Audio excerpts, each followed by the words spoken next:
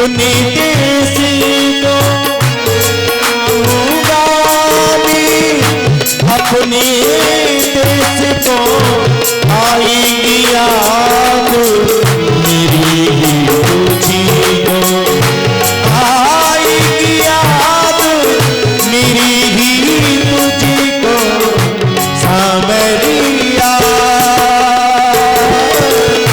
तेरा ही चीनी पता नहीं कोई, तेरा ही चीनी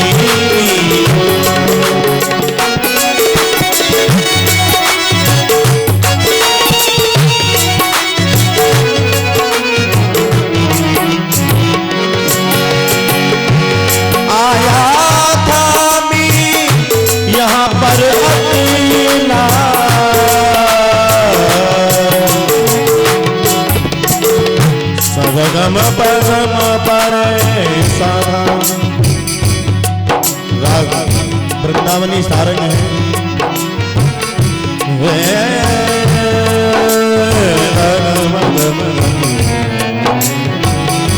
आया था मैं यहाँ पर अकेला, जाऊंगा मैं वहाँ पर अकेला सामरिया,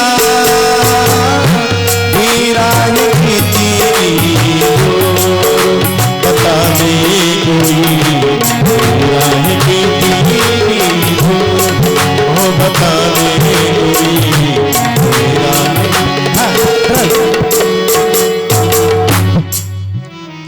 बोलिए गोपाल कृष्ण भगवान की।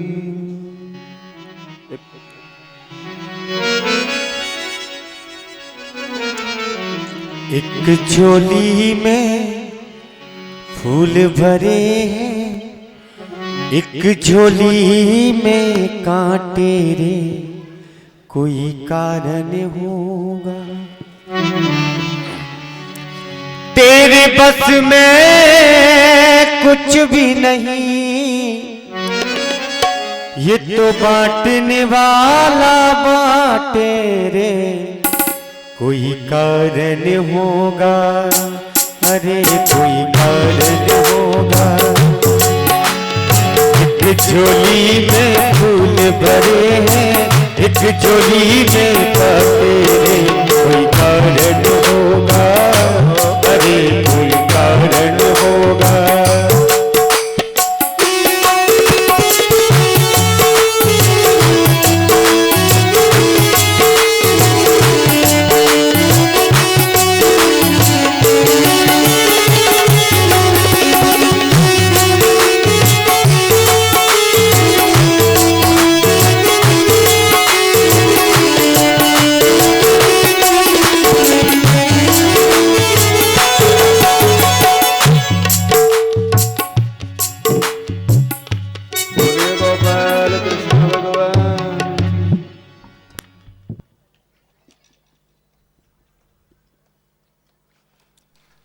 जिस समय गुप्तचर के साथ भगवान श्री राम का वार्तालाप चल रहा है, भरत और शत्रुघ्न दोनों भाई चले जाते हैं, लक्ष्मण अकेले रह जाते हैं। गुप्तचर भी वापस लौट गए अपनी बात कह करके। राम जी कुछ देर तक सोचते हैं और सोचने के बाद एकदम से निर्णय लिया। लक्ष्मण जी ने कहा आदेश, बोले प्रातः होते होते सूर्योदय के पहले पहले रथ लाकर जानकी के राजमहल के सामने खड़ा करना, और जानकी जितना धन ले जाना चाहती हो राजकोष से उन्हें ले जाने से रोकना मती, और जानकी को वाल्मीकि के आश्रम में छोड़कर आ जाओ।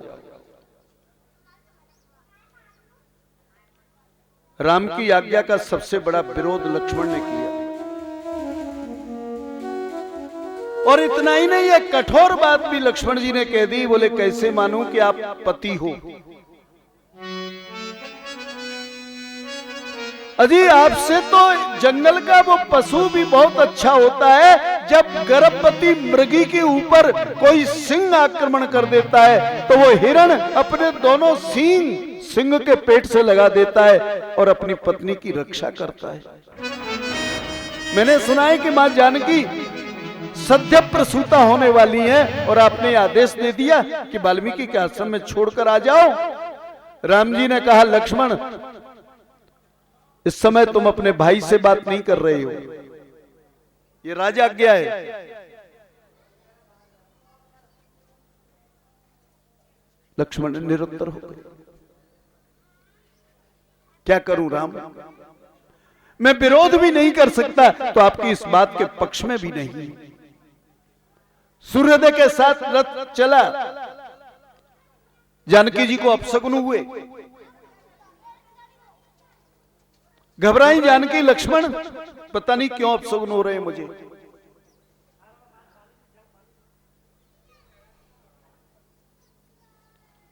लक्ष्मण जी के नेत्रों से आंसू बह रहे थे। जानकी जी ने देखा, लक्ष्मण तुम्हारी आंखों में आंसू? बोले क्या मुझे सिंहासन की आज्ञा है, आपको वाल्मीकि के आश्रम में छोड़कर और वापस रथ लौटा कर ले आऊं? इतना पता चला, जानकी ने कहा लक्ष्मण रथ खड़ा करो। लक्ष्मण जी ने रथ खड़ा किया, जानकी जी नीचे उतर गई। कहा लक्ष्मण सबसे पहला काम यह करना है, राजकोष का जितना भी धन मैं लेकर आई हूं उसे राजकोष में तुम्हें जमा करना है। यह सच है कि मैंने तुमसे ठाकुर सेवा छीनी, लेकिन जानकी आज तो मैं राम की सेवा सौंप कर जा रही है। जब भी मेरे प्रति अपने महल में लौट कर आए, मेरे महल में आए, इनको यह एहसास नहीं होना चाहिए कि जानकी नहीं है, इनकी सेवा में कोई कमी न रहे। लेकिन एक बात का अधिकार भी मैं देती हूं, अयोध्या के राज सिंहासन पर अयोध्या के महाराजा धीराज श्री राम जब बैठे तो तुम्हें मैं अधिकार देती हूं कि राम अपराधी का अपराध जाने बिना दंड की व्यवस्था कर देना क्या तुम्हारा न्याय है?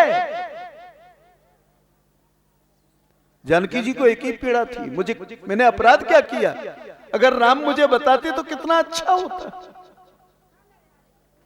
भले ही मुझे वाल्मीकि के आश्रम में भेज देते। इसलिए जानकी जी ने प्रश्न चिन्ह लगाया, अपराधी को अपराध बताए बिना दंड की व्यवस्था करना राम तुम्हारा न्याय है? वाल्मीकि के आश्रम में रही जानकी जी, समय आने पर दोनों बेटों को जन्म दिया है। लक्ष्मण जी ने शत्रुघ्न ने दोनों बालकों के जन्म संस्कार की है, जन्म के वही बालक बड़े हुए हैं। उस समय वाल्मीकि जी ने अपनी राम कथा लिख ली थी, दोनों बेटों को पढ़ा दी। राम जब अश्वमेध यज्ञ कर रहे हैं तब तो अश्वमेध यज्ञ में दोनों भाइयों ने लव और कुश ने राम कथा का गायन किया है। वहां से जब प्रश्न उठा दिया, अपराधी को अपराध बताए बिना दंड की व्यवस्था करना राम तुम्हारा न्याय है? जिस दिन लक्ष्मण जानकी जी को छोड़ने जा रहे थे, रथ खड़ा किया, उस समय कहा लक्ष्मण तुम जानते नहीं हो ये राज सत्ता, ये सिंहासन कैसा होता है?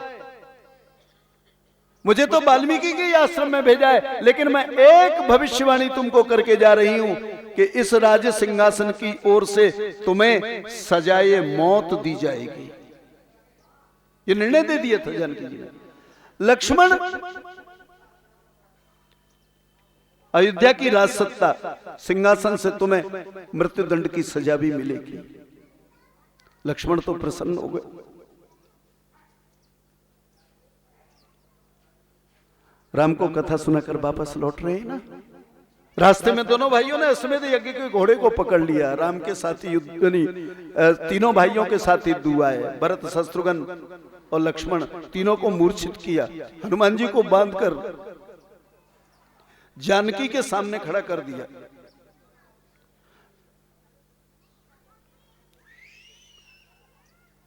हनुमान जी ने जानकी जी का दर्शन किया। जब पता चला जानकी जी आई है, राम जी तक संदेश पहुंच गया। तीनों भाइयों को सेवा शुश्रूषा कर जानकी ने उन्हें मूर्छा से जगाया। मिलकर प्रसन्न हुए। राम जी सेना लेकर के आए थे। उस समय जानकी जी ने राम जी को आते हुए देखा, दोनों बेटों के कंधों पर हाथ रखकर जानकी वाल्मीकि के आश्रम की ओर मुड़ी। राम जी ने कहा, कहाँ है वो दोनों बालक? जानकी जी ने दोनों बच्चों के कंधे पर हाथ रखे थे, राम के सामने चेहरा घुमा कर कह दिया, ये हैं राजन, दोनों राजकुमार, दोनों बालक। लेकिन इनसे युद्ध करने के पहले ये जान लेना कि इनकी मां का नाम क्या है, क्योंकि ये दोनों किसी पिता का नाम नहीं जानते। जानकी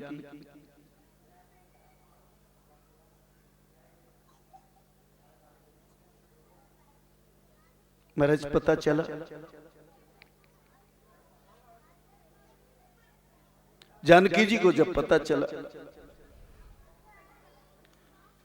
मां धरती की प्रार्थना की है जानकी ने। धरती ने अपना सिंहासन ऊपर भेजा, जानकी को उस पर बैठ गई जानकी और धरती में समा गई थी।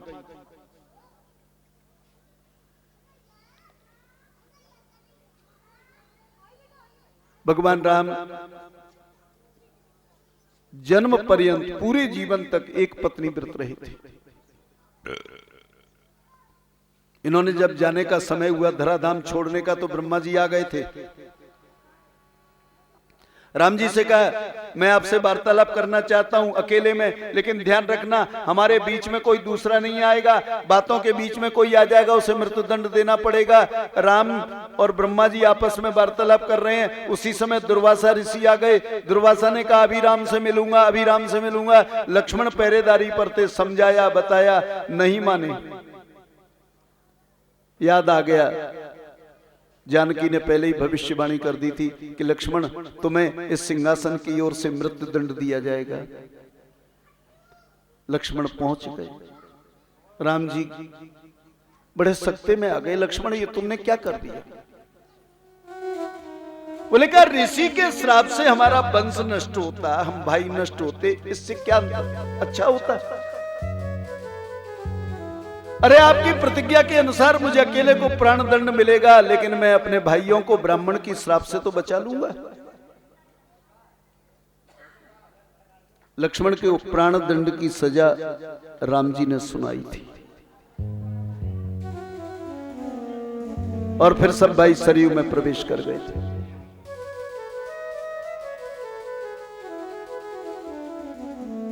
तो राजन, कोई कमजोर स्त्रियां नहीं थी, चाहे वो केकई हो, जानकी हो। उसी तरह से रेवती भी कमजोर नहीं थी। रेवती हर प्रकार के युद्ध का संचालन जानती थी, वो गदा युद्ध सीखना चाहती थी। बलराम जी सबसे बड़े योद्धा थे, बलराम जी को बुलाया। इनके पिता ने कहा, आप मेरी बेटी को गदा युद्ध सिखा दो। रेवती को देखा, बलराम जी ने कहा, राजन यदि आप कहें तो मैं आपकी बेटी को अपनी पत्नी बना सकता हूं। रेवती ने इनकार कर दिया, मैं विवाह नहीं करूंगी, मेरी प्रतिज्ञा है। बलराम जी ने पूछा, कौन सी प्रतिज्ञा है? बोले का, मेरी प्रतिज्ञा ये है, मैं पिता के राज्य को वापस नहीं दिला दूंगी, तब तक विवाह नहीं करूंगी। उसी समय बलराम जी ने कृष्ण को संदेश भेजा, द्वारकाधीश को, सेना लेकर के आए, सकूड़ों से इनके राज्य को वापस दिला दिया। और इस तरह रेवती का विवाह बलराम जी के साथ में हुआ। बोलिए गोपाल कृष्ण भगवान की। रेवती बहुत लंबी है, इनकी लंबाई का कोई इतनी ऊंचाई का राजमहल नहीं था द्वारिका में। दरवाजे पर रेवती जी की अगवानी हो रही है, माताएं स्वागत कर रही हैं बहू का। बलराम आगे, पीछे रेवती खड़ी है, बड़ी लंबी। भगवान कृष्ण घबरा गए, अब क्या होगा? बोले क्यों? बोले रेवती भाभी तो इतनी लंबी है, हमारे पास कोई इनके लायक महल नहीं है, अब ये रहेंगी कहां? कन्हैया ने कहा, दादा। बोले कहा, ठहर। अरे बोले, वो तो एक बात कह रहे हो। तो बोले, क्या कह रहे हो? तो बोले, हमारे पुराने बुजुर्गों ने कहा है, बड़ी बहू बड़े भाग। अजय जाकी बहू लंबी होए, बड़ी होए ना, वो बड़ो भाग्यशाली होए। सो बलराम जी ने देखा रेवती दिख नहीं रही थी, सो बलराम जी को आयो क्रोध, कंधे से हल निकाला, रेवती को खींचा, ऊपर से मूसल पटक दिया। बोले कहा अब तो नहीं है, बड़ी बहू बड़े भाग। कन्हैया बोले दादा ये क्या कर दिया आपने, अब रेवती भाभी मुझसे नाराज रहेंगी हमेशा। रेवती ने कहा कन्हैया तुम्हारी चतुरता मैं समझ गई हूं, तुम अपनी द्वारका का नक्शा नहीं बदल सकते थे, क्योंकि तुम्हारे पास कोई महल ही नहीं था जिसमें मैं सीधी खड़ी हो सकूं। तुमने द्वारका का नक्शा तो नहीं बदला, लेकिन रेवती का नक्शा बदल दिया, ये तुम्हारी चतुरता है। रेवती के साथ बलराम जी का विवाह हुआ है। यहां पर एक प्रसंग और है, मैं उस कथानक को भागवत के समापन पर लेकर के आऊंगा विश्राम के समय, जिससे आप पूजन अर्चन कर सकेंगे। श्रीमद् भागवत में सुदामा चरित्र है। सुदामा चरित्र को मैं थोड़ी देर से बाद आपके बीच में लाऊंगा। उसके पहले अन्य प्रसंगों पर मैं चर्चा कर रहा हूं। भागवत के सुदामा में और इतिहास के सुदामा में अंतर है, यह ध्यान रखिएगा। भागवत का सुदामा जीवात्मा है और कृष्ण परमात्मा है। भागवत के सुदामा 80 वर्ष की उम्र में कृष्ण के पास गए हैं, जब शरीर जर्जर हो गया तब। लेकिन इतिहास का सुदामा कृष्ण के साथ, कृष्ण के पास कोई भिक्षा मांगने या भीख मांगने नहीं गया था।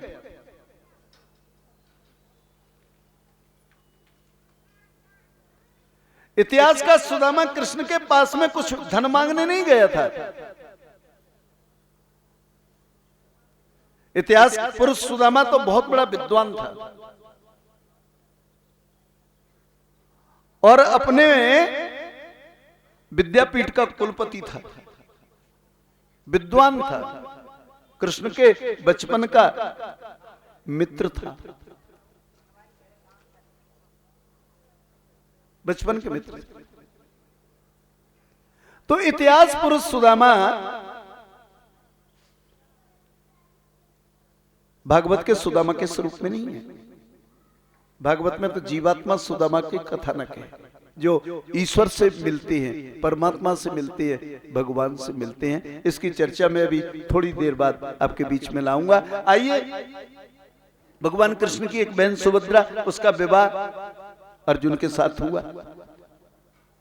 बलराम चाहते थे कि सुभद्रा का विवाह दुर्योधन के साथ हो, कृष्ण विरोध नहीं कर सकते थे। उन्होंने बड़ी सुंदर सी लीला की। क्या किया? अर्जुन आ गए थे सन्यासी के वेश में, अर्जुन के द्वारा सुभद्रा का अपहरण करा दिया। बलराम जी को बड़ा क्रोध आया, लेकिन सबने समझा लिया बलराम को और सुभद्रा का विवाह अर्जुन के साथ हो गया। सुभद्रा अर्जुन का बेटा ही तो अभिमन्यु तुम्हारे पिता थे।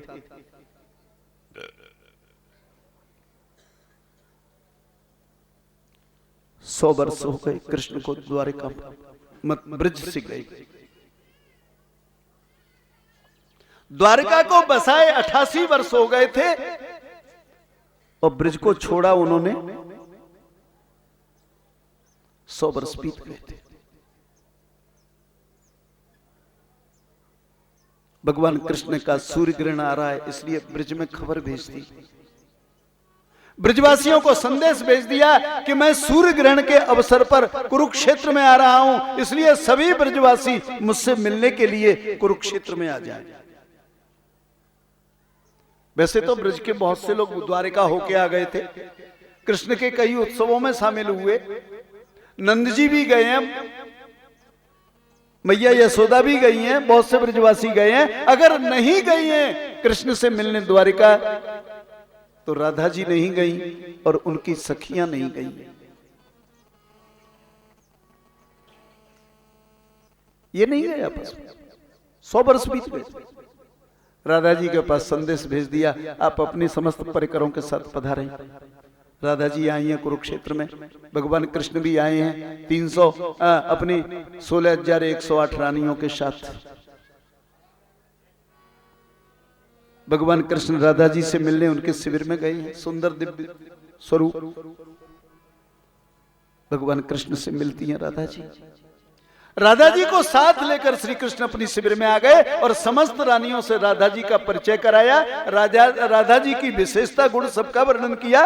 राधा जी का बचपन से कैसा क्या संबंध था कृष्ण से, उसका वर्णन कृष्ण ने किया है। उस समय पर सभी सुन रही हैं, लेकिन ध्यान रखो, स्त्री में सबसे बड़ी कमजोरी है,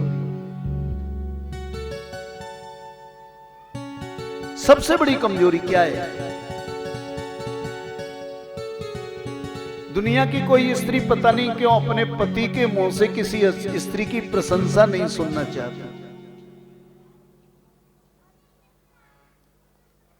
अगर कोई पुरुष अपनी पत्नी के सामने किसी दूसरी स्त्री के गुणों का वर्णन कर दे, उसकी विशेषताओं का वर्णन कर दे, तो समझ के लो उस आदमी को तैयार रहना चाहिए, क्योंकि घर जाते से ही उसे गृह युद्ध का सामना करना पड़ेगा। भगवान कृष्ण राधा जी की प्रशंसा कर रहे हैं, रुक्मिणी जी सुन रही हैं, अंदर ही अंदर क्रोध बढ़ रहा है। और महाराज कन्हैया ने कहा रुक्मिणी, बोले हाँ राधा जी हमारी शिविर में आई हैं, इनको दूध तो पिला दो।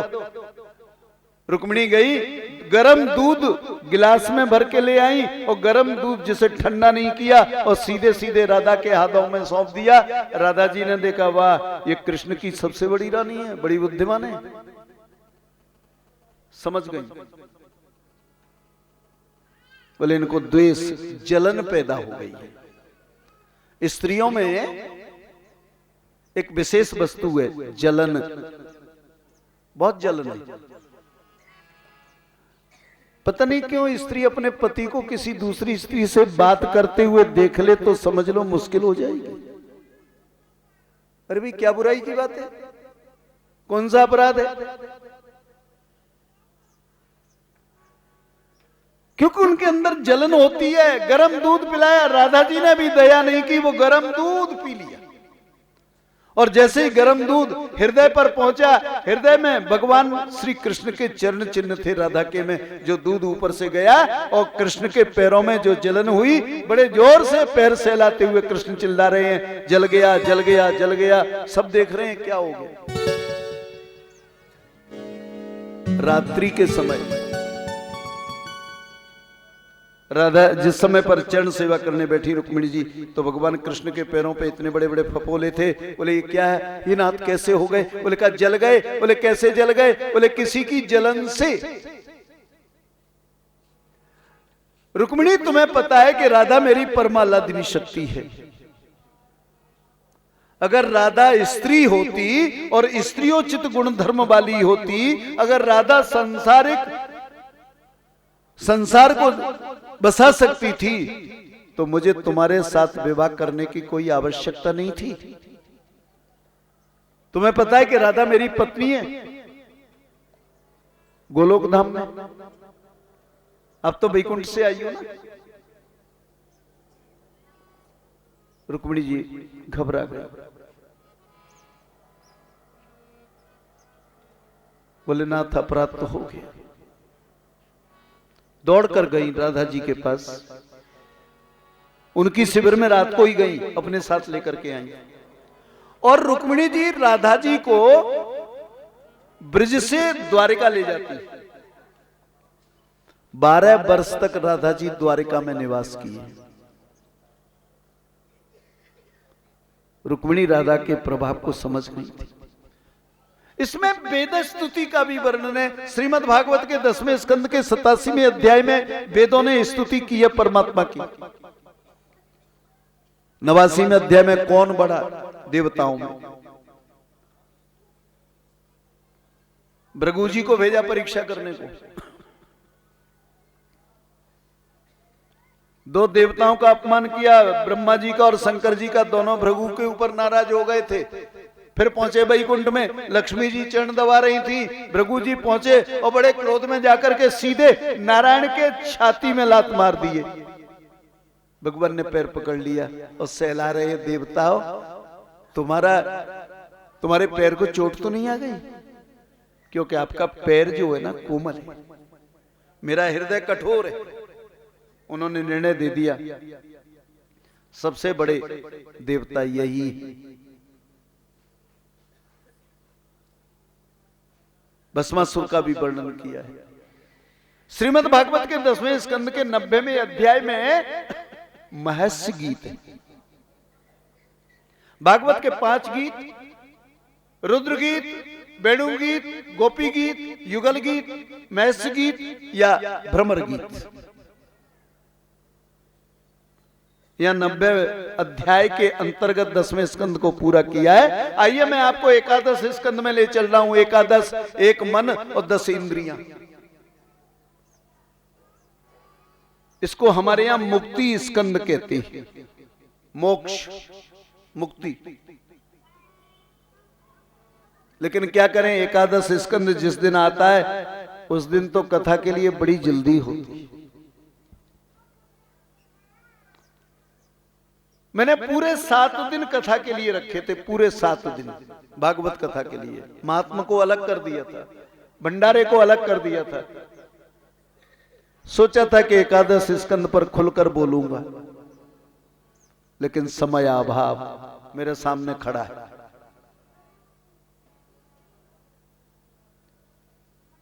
भागवतकार बहुत अच्छी बात कहते हैं। उन्होंने कहा जीवन में कभी किसी को अहंकार नहीं करना चाहिए। जब परिवार बड़ा हो जाए तो परिवार के बड़े व्यक्ति का कर्तव्य है कि वो परिवार को अलग कर दे, बंटवारा कर दे, सबको अलग अलग कर दे। व्यक्ति के पास धन है, संपत्ति है, वैभव है, विलासता है, सब कुछ है उसके पास। अगर उसका परिवार बड़ा हो गया तो परिणाम क्या होगा?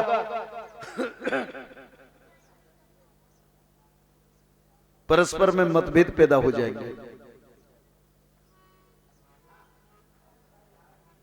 भगवान श्री कृष्ण का मेरे जीवन की सबसे बड़ी भूल यही रही कि मैं इस परिवार का बंटवारा नहीं कर सका।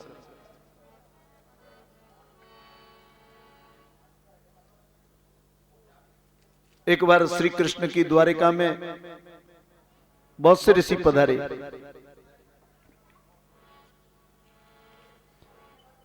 विश्वामित्रो असित कण्वो दुर्वासा भृगुरंगिरा कश्यपो वामदेवो अत्रिर्वसिष्ठो नारदादयो क्रीडन्तस्तानुपवृज्य कुमारा यदुनंदना उपसंग्रह्य पप्रक्षर विनीता विनीतवत्।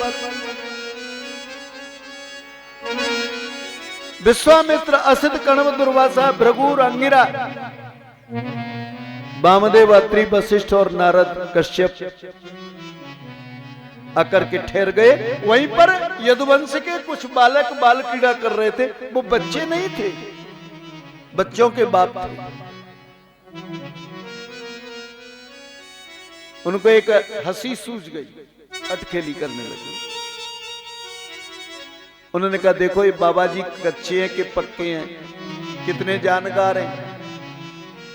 जाम्बती के बेटा सांब को जो है स्त्री का वेश बनाया, ढेर सारे कपड़े उसके पेट से लपेट दिए। ऐसा लग रहा था जैसे कोई स्त्री गर्भवती है और वो चल रही है। लेके पहुंचे महात्मा जी के पास। महात्मा जी आप बड़े पधारे, बड़ी कृपा है, हम आपके पास ये जानने आए हैं ये जो स्त्री है ना ये सद्य प्रसूता होने वाली है, क्या बता सकते हैं इसके बेटा होगा या बेटी? ऋषियों को क्रोध आ गया। उन्होंने कहा तुम कृष्ण के बल के कारण इतने अहंकार में आ गए हो कि तुमने हमारी भी हंसी उड़ाना शुरू कर दिया। अगर तुम किसी का सम्मान नहीं कर सकते तो तुमको भी कभी समाज में सम्मान मिलेगा नहीं। अगर हम किसी का सम्मान नहीं कर सकते हैं तो किसी का अपमान करने का भी अधिकार हमको नहीं है। किसी का अपमान वही व्यक्ति कर सकता है जो सम्मान करता हो। हमें कोई अधिकार नहीं है। तुमने हमारा सम्मान तो किया नहीं, हमारी परीक्षा करने आ गए, इसलिए न बेटा पैदा होगा न बेटी पैदा होगी। इसके द्वारा तो लोहे का एक मूसल पैदा होगा जो तुम्हारे कुल का विनाश कर देगा।